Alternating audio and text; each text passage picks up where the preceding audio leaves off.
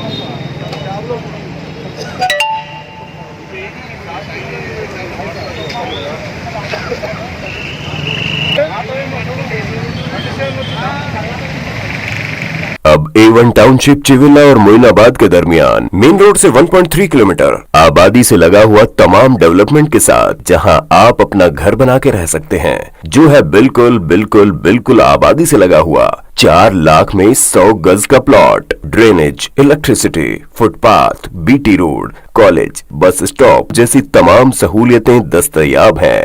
आपका ये छोटा सा इन्वेस्टमेंट आपका और आपके बच्चों का मुस्तकबिल बदल सकता है। मजीद मालूमात के लिए हमें कॉल करें। Address pillar number 235 opposite fishers department, Rajendra Nagar, Hyderabad. Contact 7799603838। खबर है शहर की।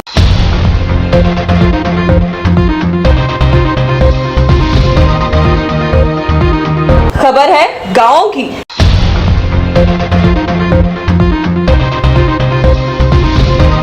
खबर है सारी दुनिया की।